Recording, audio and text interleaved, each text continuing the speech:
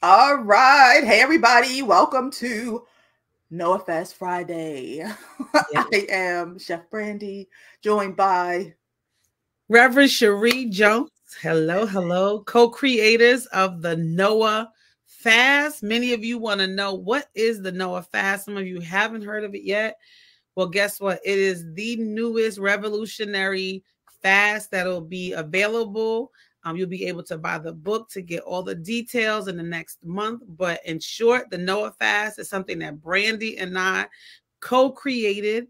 It's a plant-based fast, but it focuses on not just food, but it also focuses on spirituality. And so Brandy wrote all the plant-based recipes. I wrote all the spiritual reflections. It's all about food and faith. What else you want to tell them about the fast? Yeah, and unlike most fasts, when we think about it, we think about fast oftentimes about what we're restricting. And this is kind of a turn the fast on its head approach to the concept. Where we're thinking about how do we become more expansive. In particular, our tag is like make room for more. So this whole journey that you take while on this fast helps you to figure out how do you make space for more plant-based vegetables, like plant-based meals in your diet? How do you make room for more things that fill your spirit, that help you to feel like you're walking more in purpose as you're existing in life? So just a quick little taste of what the Noah Fast is before we get that little pun. That was little taste before we get into our episode. Now, guys, it is Friday the 13th, and we all know what that means, right? Ooh. Yes. So we thought it would be really fun to do an episode around foods that scare you, like plants, produce, things that scare you. And especially, Cherie always shares her story about how this experience going through the Noah Fast really helped her to open up and try things that she didn't necessarily think that she ever was going to like enjoy. Sure. And I think that's a benefit of the Noah Fast, because for me, I'm not vegan. I'm not plant-based solely. I've been trying to incorporate more plants in my my meals. But the average person, it's like you got about probably 5 vegetables you eat. You know, you eat cabbage, spinach, corn, carrots, broccoli. That's it, right? It's like 5. And so I'm like, so many vegetables, particularly vegetables, I'm intimidated by. So I'm like, yeah, you know, I don't like the way it looks, or the texture of it, or the color of it, or the smell, or whatever. I just don't know how to prepare it. And so the fast really helped me to overcome some of my food aversions. And I think it's and like Brandy said, it's a plant forward. We're saying it's plant forward. So you don't have to get rid of all the meat, take that out of your diet. But we're saying, how about you add more plants on your plate? Adding more plants on the plate. I like that. I like that too. You know, I support that. Yes, I love that. And so, and it's our fast is we use the story of Noah and the ark as the structure for our fast. So many of the elements in the story of Noah are what informs our fast. So they're on an ark, they're secluded. Noah and his family are all together on this ark, right? And so part of it is taking time, spending time with the people who you love. No doubt they had time to pray and be reflective. So that's an element of the fast. But there was a flood, lots of water. We're going to flood our bodies with a gallon of water a day. The rainbow is a big element in the Noah story. So we're eating the rainbow by eating foods that are naturally colorful, not red. Red number 40. Red 40, yes. Blue number 7. Whatever it is. Yellow number 3. Yeah, none of that. We're talking about naturally colorful food. So eating those plants, those fruits, the vegetables, the beans.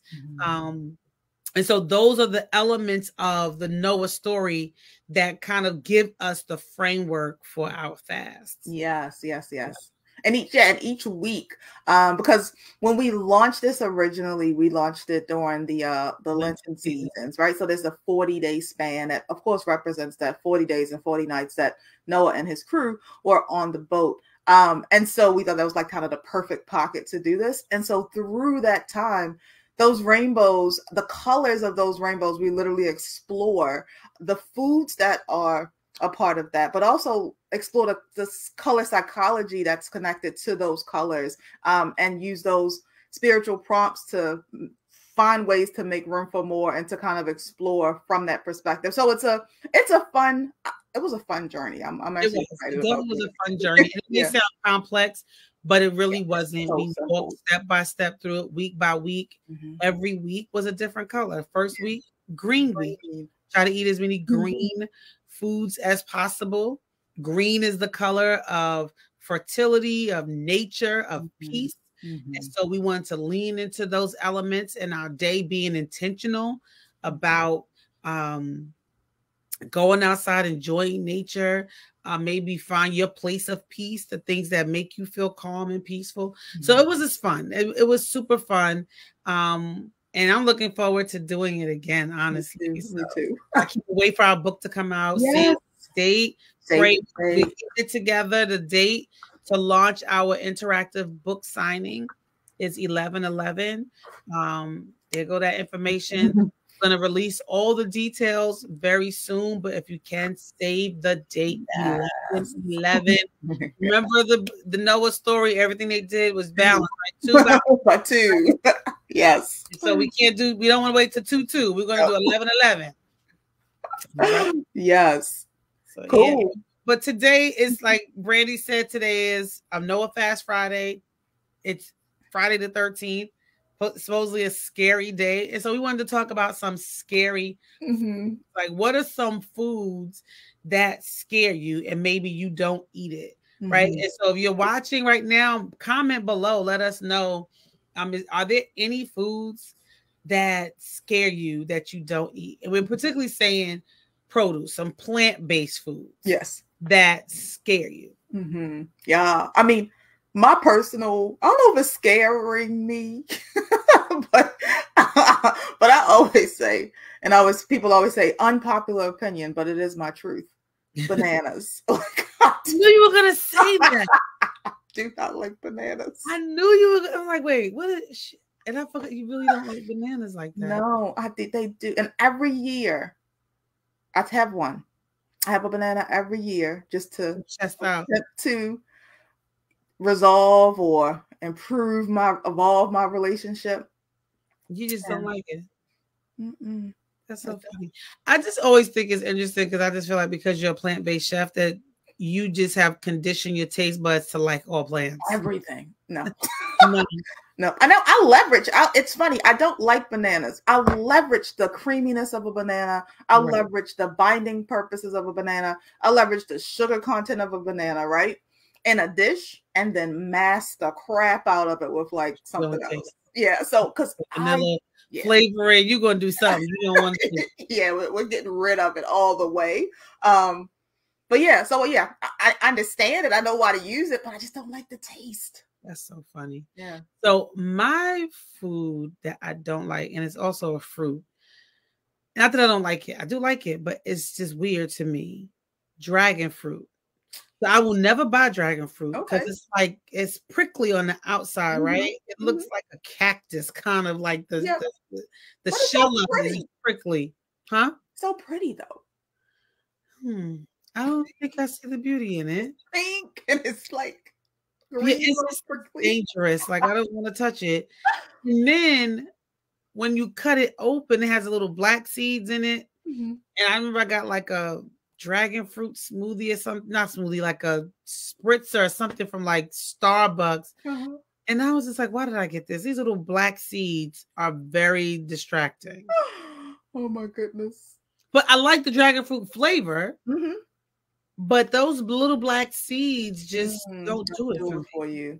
So you're not a poppy seed person, chia seed. Honey, I like poppy seed bagels. So it's just this doggone dragon fruit. I don't know. No, it's just because I don't know. Yeah. No. See bagel all day. Yeah. Yeah. Something about them dragon fruit, and I just won't buy one because I'm like, I don't even know how to get into this fruit. I don't know what to do. How do you get into it? How do you cut? Is it? I've never even, huh? You literally cut it in half. It just looks, and then just scoop it out. Maybe I'll try. Yeah. I know you had some. Yeah, but it's also, I think this is also a good just point of, you don't have to like everything, right? Like there's so much food. Like you said at the top, we tend to limit ourselves to say 5 things, but that's us making that choice. It's not like there's not a plethora of other things for us to give a try. And so I actually want to kick off with the thing that you stated as scary, but actually gave a try just this week. We're gonna progressively get more scary with our fruit. So this is a butternut squash.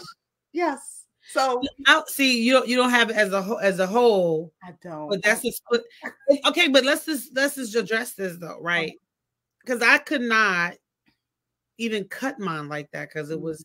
And we talked about that last week. I asked you, how do you even? I bought the butternut squash. I'm prepared to follow a recipe Brandy gave me using butternut squash. But I'm like, I don't know how to cut into it. And I bought one like a year ago. No, he first did the fast. I was gonna make the butternut squash soup. And I never made it because I was like, I don't even know how to get into this thing. Do I just break it? Like, you know how people do back in the day with a watermelon, you go to just and it just over time I was like, you can just throw this away. I just throw it away. I think I let it sit too long and eventually come out. But usually it was sitting there for like the entire fast. 40 days. Sitting right there. Yeah, but I feel like because butternut squash, one, is huge. It's so big. And that exterior is super hard. So it's like you don't know how to approach it. Yeah, I mean, that's true. And that's the case for lots of, what do you call it? Like the squashes, the melons, those types of foods. And the biggest key is a good knife. That's the best way to do it. Or just roasting it a little bit or steaming it a little bit to soften it and then going in to break it down. That's also another way to tackle it if you don't if you don't have like a cleaver or like a machete available to just kind of like get in there. And I literally had to use a cleaver. I just got this cleaver. And it came in very handy because I legit had to cut the butternut squash with the cleaver. Yeah, it's tough, but I have to say I was pleasantly surprised with the butternut squash because I've never even had it. I don't think I've ever tasted it. Not even as a soup, not even like butternut squash soup. I'm not a soup person, really. And like I said, so I don't really eat a whole lot of soups. I'm like a chicken noodle soup girl, and I'm good. Okay. During Noah fast, the kale and broccoli soup was the first week, and I made it and I enjoyed it. And so that's why I bought the butternut squash because you had like butternut squash and what was the other vegetable? It was 2 vegetables. What's with that one? Was it carrots or sweet potatoes? Let's reference the book. Right. What was that? And so yeah, I'm not much of a soup person, so I don't think I've ever eaten it. It was actually curry butternut squash soup with coconut milk. Oh yes, I definitely have to try it because now, and that's how you gave me with the recipe I did this week with the butternut squash. I roasted it with curry powder, and it was so good. And surprisingly, even with the curry powder on it, it still had like a sweet taste to it. And so I was likening the butternut squash to the sweet potato flavors, but it's less starchy and not as sweet as a sweet potato, but it still kind of gives you like, and it looks just like a sweet potato when you cut it. So I was pleasantly surprised, and it was very easy to cook for dinner. Like I since I made it for my little veggie, I'm gonna say my galette or pizza, whichever one you want to call it.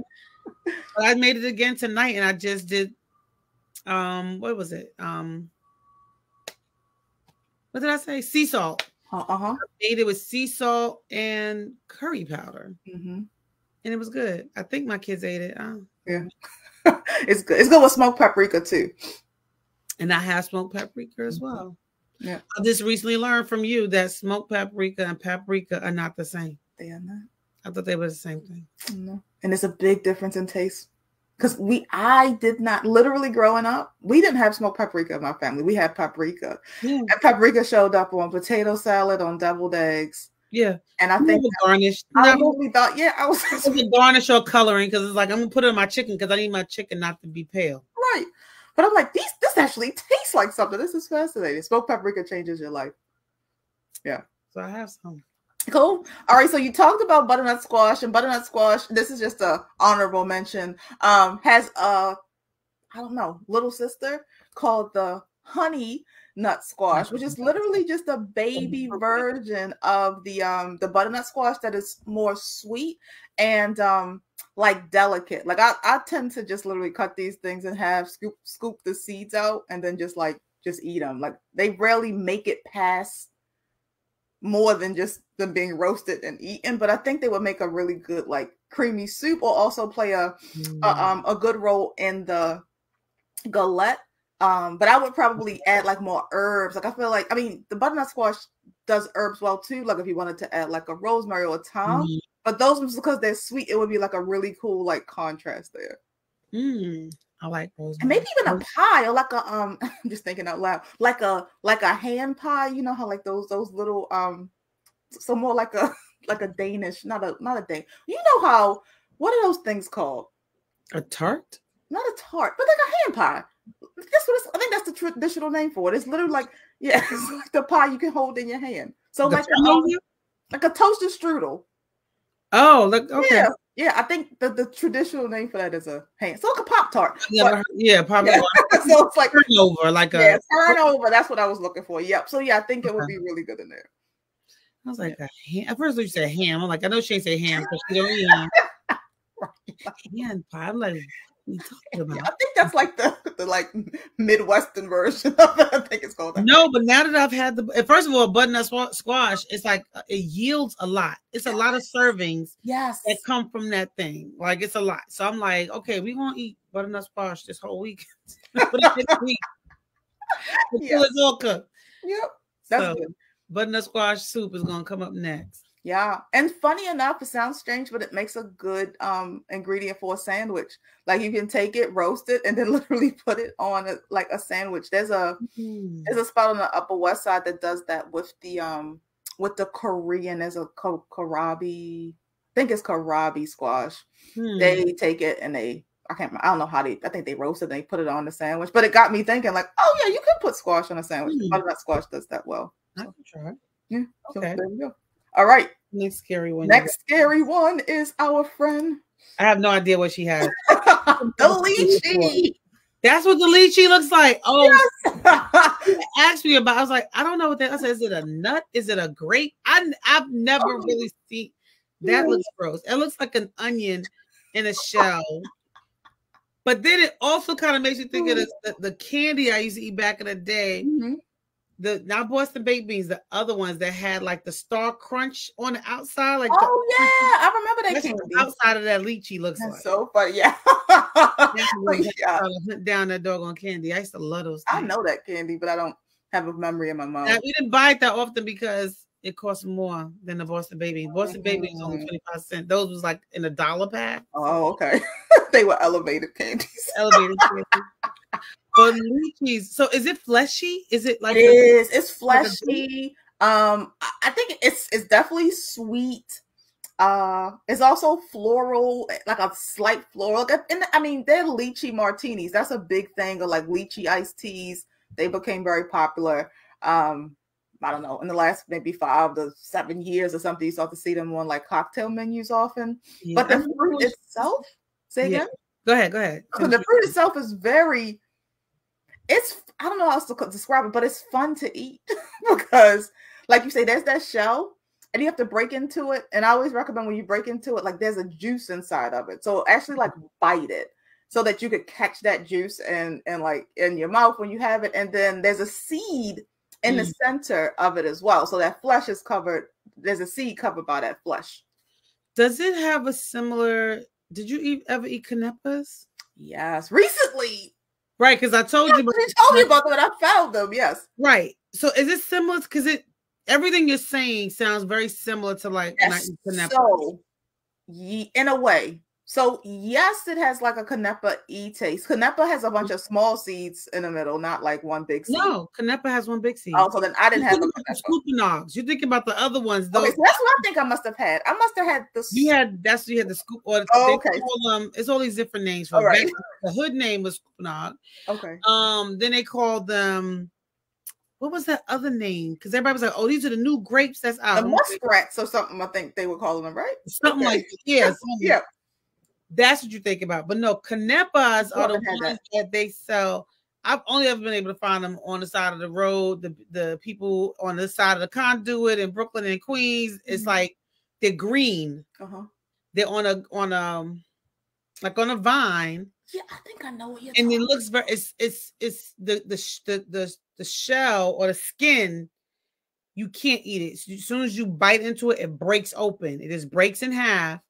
And it has a fleshy consistency, but it's yellow. And it's a big seed. So you really have to just like kind of skin scrape the flesh off the seed as you're eating it. So I don't know if that's what lychees are like too. Some people do like lychee martinis and all kinds of lychee drinks. Yeah. But I don't, and I didn't, yes, I never, I was like, I don't even know what a lychee is. So I'm not messing. Yeah, no, it's good. Like like I say, the first time I had it, maybe like 8 summers ago in Chinatown. That's where you're gonna get the best prices on those things. You go get them from Whole Foods, they're gonna give you some prices out of control. But if you go to your local, wherever you are, to Chinatown, when they're in season, usually in the summertime, like sometime July, September. They have the same season as Canepas. Yeah, they're really good, and sometimes you can even find them. I've even found them. Just like the random fruit guys will have them, even if you're not in Chinatown. Yeah, you know what I find interesting though? I feel like I'm learning is every culture kind of has their version of the same thing. Yeah. In a way, right? Yeah. Even like in terms of dishes that we make. Yeah. But even with the produce, it's like, okay, that Canepas is, and I'm not sure which Spanish-speaking country they originate from. It's always like you can buy them in like a Spanish fruit stand. Yes, according to this article, they're saying Puerto Rico. Oh, okay. So Canepa's a Puerto Rican originally. See, and so but lychees are from China. Yes. See. Yeah, but they don't look the same, but it's kind of similar. How they're built. And there's another thing, is it a langoustine, I think, or a lang? No, langoustine is a crab. But there's some, I'll find it. Langsat, which is don't have it on here, but we're gonna see if we can get a picture of it in the mix. But this looks closer to a Canepa from like the vine look. And I usually see these and just like my random studies of food. I'll bring it up in a second. Click. All right. I want you guys, as she's doing that, share with us some of your scary foods. And this is pre-recorded, so we're not able to respond to you in real time, just so you know. This is a very busy week for us, so we had to schedule we had to record instead of going live with you, but comment and we will definitely reply to your comments. We want to hear about some of your scary foods, maybe foods that you once were afraid of, but you've overcome the fear, or you are still afraid of. Yeah.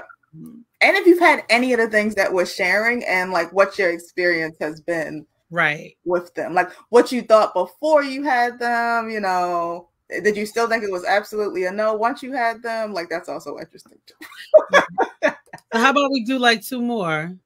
Hold on. So this was what do you call it? The one I was talking about that kinda has Canepa vibes. It has, Canepa's a darker green. Yeah. Flesh is yellow. Mm-hmm. Yeah. And then Rambutan is another honorable mention. Is like the cousin of the lychee. Oh, I've seen those in the supermarket. I can't look at it. They're delicious. It looks like a sea urchin. It does. It does. It does. Yes, yes, and yes. It looks like a sea urchin. Oh, is that a fruit or vegetable? It's a fruit. And it is sweet and it is so yummy. It has a seed inside as well. So good. Nope.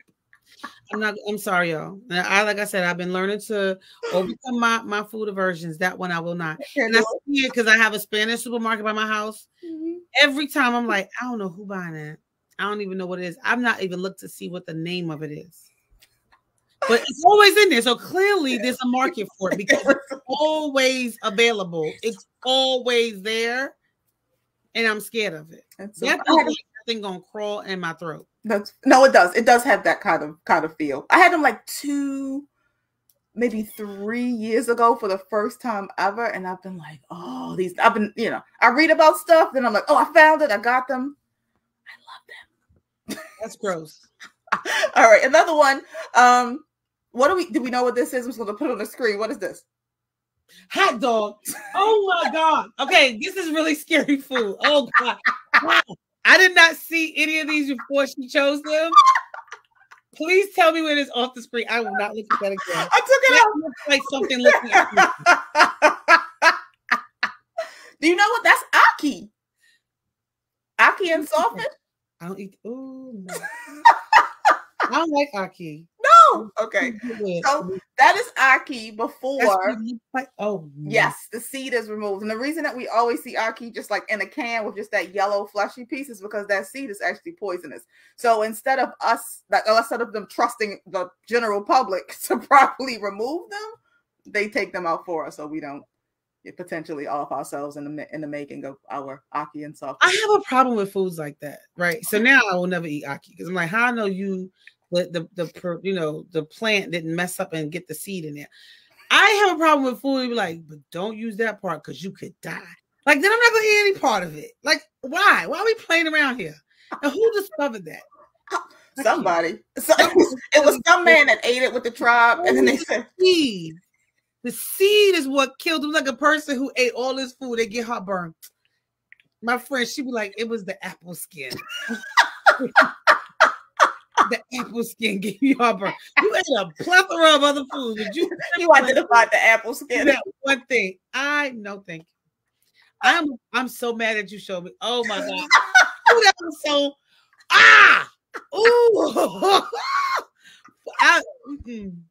Yeah, so that is Aki. We never saw what it looks like. So like I'm sure a lot of us have actually had this dish, and that food is so scary, and we've eaten it. So open your minds to other scary foods. All right, it's another one. Let's do one more. No, it's actually, we got to do two. That's two more. Okay. So this one, what's this one?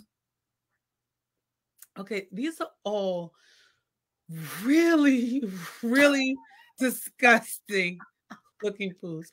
First of all, that looks like hairy lungs, right? Like it's like that looks like somebody with really bad, like a really bad lung disease. Like, what is that? That is jackfruit before it's cut open. I've never had jackfruit. I've heard great things about jackfruit. Yeah, that thing looked jacked. It is jackfruit.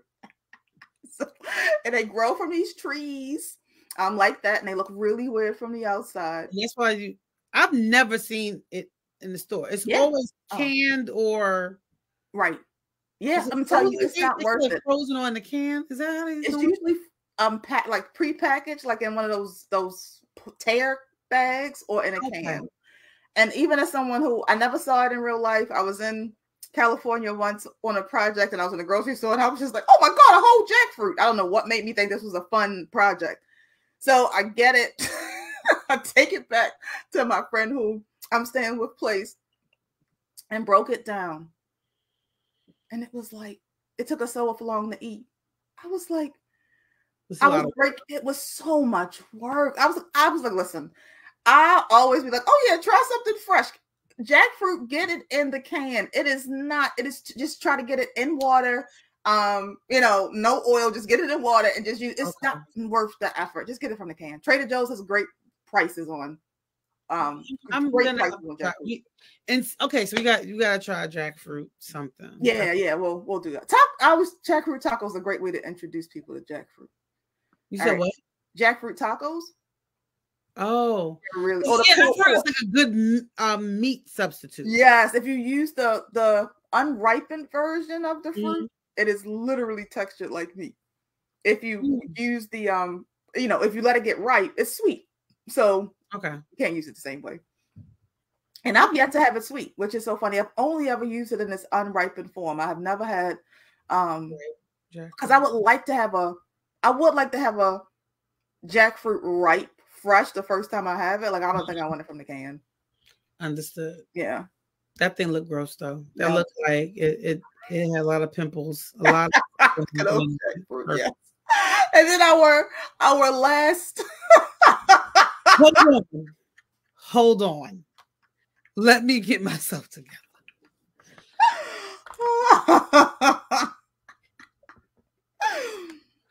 I'm ready. All right. Jesus. And what's that? Those look like little fingers. Those are like phalanges. Mm-hmm. That is disgusting. It's not a star fruit. What is it? This is actually it's literally called Buddha's hand. That's the name of this. That's the name of that fruit. It's called Buddha's hand. And it is I've seen it. I saw it in the store once, so I had to buy it because I'm like, when do we ever chicken feet? It's like chicken feet. It was chicken feet, exactly. Yep, it does. It is very citrus. It reminds you of like if you smell it, it smells like sweet lemons. It smells like sweet lemons. It tastes like. It doesn't look like it would smell good. It looks like it would have a funky smell. It does, but I'm telling you, it smells. It's like just citrus. Like it really smells very clean. Like it smells like it should be an ingredient in a cleaning product. It's one of that type of fresh kind of smell. And you ever have uzu before? It's like a mix of it's a citrus and Asian citrus fruit. It's kind of like limey and lemony. So it's like uzu and like lemon kind of mixed together. But the cool thing about it is that it's really good for respiratory issues. So if you ever had like a cold and you had like mucus kind of stuck in your chest, it would be great to kind of make a tea and have like that got some tussin in it. Yeah. Maybe that's the basis of tussin. Who knows? But yeah. That's scary. But where do you do you know where does that originate from India? Oh, maybe that's a good question. The origin of the Buddha hand, more than likely, but let's confirm. So, okay, so that was the last one, right? Why are you looking at that? Okay, so I want everyone to kind of you be the judge of all of the scary foods that Brandy showed. Which one was the scariest for you? I'm going to have to say it was that Aki. Balls looking at me. Disgusting. Now I have to go to bed with that in my mind. Them sea urchins. I've seen them before. So the sea urchins wasn't necessarily as surprising because I've seen them before. That Buddha hand is strange. That's just very. That's just. Yeah, and it is northeastern India. Chicken feet fruit. That's what I'm calling it. Phalange. Phalange fruit. Oh my god. And yes, northeastern India is the origin of the look at that. See, look. Yeah. I mean, we came the name, yeah. Tell me. But yes. So listen, guys, if we can, some of these things I know people have already eaten. I know a lot of people have probably had a lychee martini, right? So you've had lychee, butternut squash soup. Somebody said the butternut squash soup is one on somebody's menu. Ackee and saltfish is a real thing that people eat, so we know we had that. And jackfruit is something that's been more popular, so we've had that. And these things look crazy. So if we can attempt to, explore this, we could definitely make room for more other things that don't look so scary into our plant-based offerings. Yes. And I would say, to make the spiritual connection, we encourage you to kind of overcome the fear of food, but why not overcome some of your fears, right? Like a lot of times, we are afraid to do something new. We're afraid to step out of our comfort zone, step out the box, step out of people's expectations of us, right? Because we're afraid of what? We're afraid of failure. We're afraid of public criticism. Sometimes we're afraid of success, right? We're afraid of looking stupid or being embarrassed or whatever.